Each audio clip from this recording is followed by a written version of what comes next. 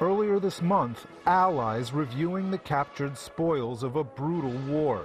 Azerbaijan's president Ilham Aliyev with Turkish president Recep Tayyip Erdogan on the capital Baku's main square.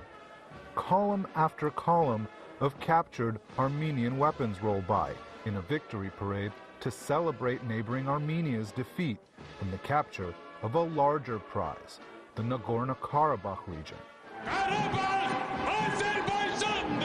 After the latest war over Karabakh ended November 9th, a decidedly unusual, even repellent spectacle for modern Europe.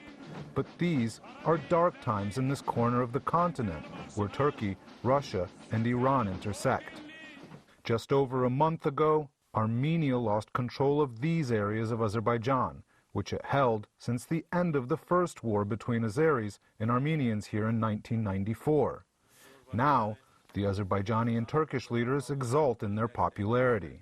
The famous Bayraktar drone, which is made by the Turkish defense industry, was a game changer and played an important role in our success. Azerbaijan's successful military campaign was helped by Turkish know-how in drone technology. It will shape the geopolitical map for years to come in this vital region. Russia, Turkey's rival in theaters as diverse as Karabakh, Syria, and Libya, seems to have secured a place on that map. It wielded its influence with Armenia and Azerbaijan to broker a deal that not only ended the fighting, but secured a role for its military in the contested enclave in the form of peacekeeping troops.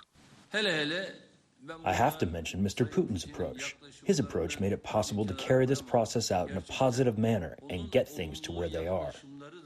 While Azerbaijanis are jubilant over the return of lands long coveted, some worry that the Russians are there to stay. In my opinion, it's bad that the Russian peacekeepers arrived. They should not have come. At minimum, Russia is a country that helps Armenia and sends peacekeepers. If Turkey came, yes, but I don't approve of Russian peacekeepers. More frequently, though, responses like this one when we asked residents of Baku what they thought of the Russian presence.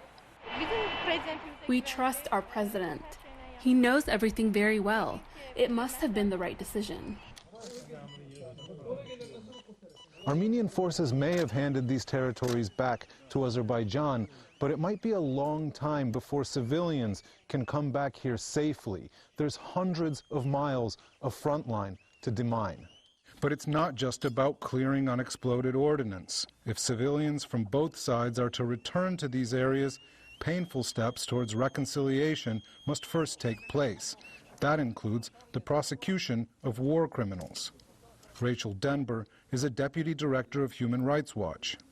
It's imperative for a couple of reasons. First, it's imperative as a deterrent to ensure that these crimes don't repeat, to send a very strong signal throughout the chain of command, from the highest level to the lowest level, that these kinds of actions will not be tolerated and that they will be vigorously punished. But it's also important for a sense of justice and a sense of security.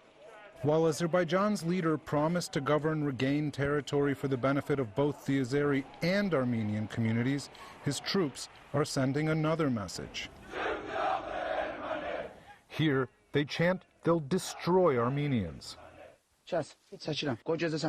And here, just a small sample of the gruesome footage that's emerged from this conflict. A soldier cuts off the ear of a dead Armenian fighter.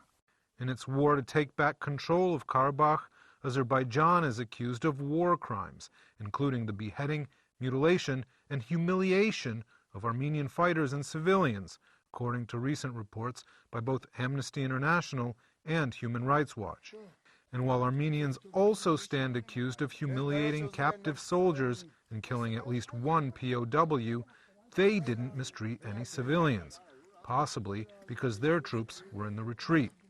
That puts the onus on Azerbaijan to show first and foremost that it's serious about being a just steward for everyone who will live here.